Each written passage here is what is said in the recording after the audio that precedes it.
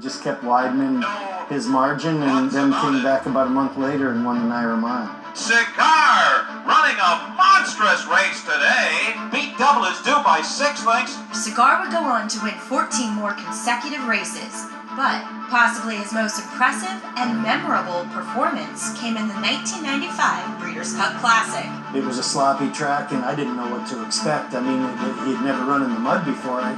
Now we're facing a new challenge, and Jerry Bailey's holding on to him, waiting for him to go, and when he released him, I mean, he just, like you shot him out of a cannon. Cigar! Cigar makes his move, and he sweeps to the lead with a dramatic rush, a quarter of a mile between Cigar and a perfect season.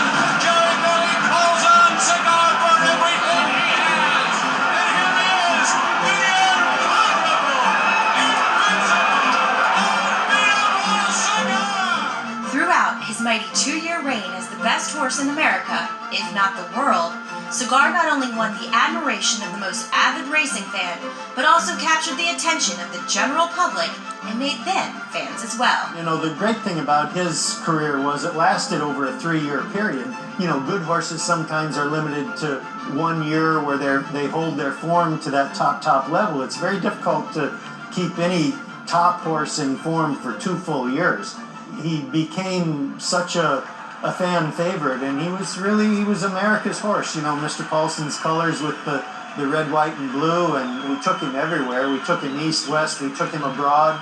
Finally, it got to the point where people were saying, man, let's go see him. Let's just go watch him.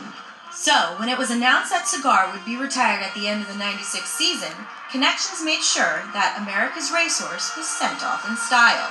And what better way to do so than to van him into the middle of Manhattan to the world's most famous arena, Madison Square Garden.